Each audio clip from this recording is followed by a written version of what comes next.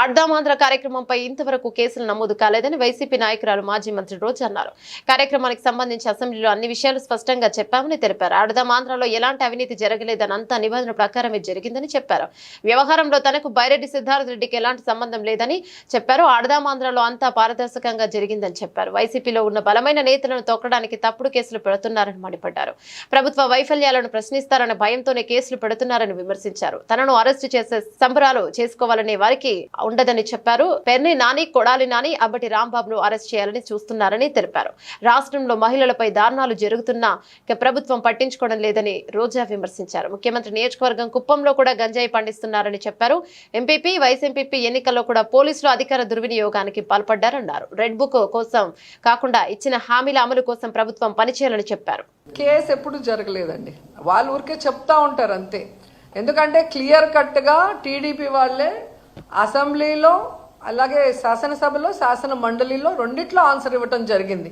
దీనికి ఎంత అమౌంట్ కేటాయించారు, దాన్ని R&B ద్వారా ఎలా టెండర్లకి ఎంత అమౌంట్ కేటాయించారు, ఏ విధంగా పర్చేస్ చేశారు, అలాగే 26 జిల్లాల కలెక్టర్లకి ఆ అమౌంట్ ఎలా ట్రాన్స్ఫర్ చేసి అక్కడ గేమ్స్ని ఆడించారు, ప్రైజ్ మనీ డిస్ట్రిబ్యూట్ చేశారు అనేది క్లియర్ కట్గా ఉంది.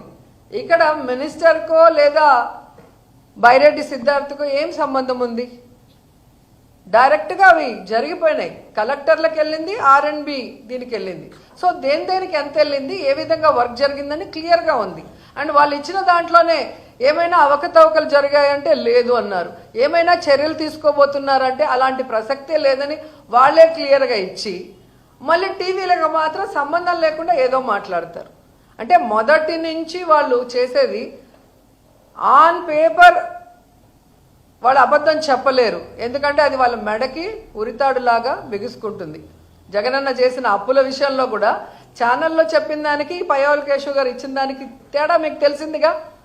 నక్కకి నాగలోకానికి ఉన్నంత తేడా ఉంది. అట్లాగే ఇది కూడా వాళ్ళు ఆన్ పేపర్ ఇచ్చింది, అలాంటి తప్పు జరగలేదు, వాళ్ళకి ఎలాంటి శిక్ష మేము వేయలేదు, ఈ డబ్బు ఏ విధంగా వాళ్ళు ఖర్చు పెట్టారు, ఎవరెవరి ద్వారా అనేది క్లియర్ కట్గా ఉన్నప్పుడు సంబంధం లేని మాకు లేదా బైరెడ్డికి ఏదో కేసులు పెట్టేసినారు అంటే వాళ్ళ మనసులో వాళ్ళకి ఆశ ఉంది, రోజాని అరెస్ట్ చేసేయాలి, సంబరాలు చేసుకోవాలి, లేదా కొడాలి నాన్ని అరెస్ట్ చేసేయాలి, సంబరాలు చేసుకోవాలి, లేదా పేర్ని నాని లేదా అంబటి.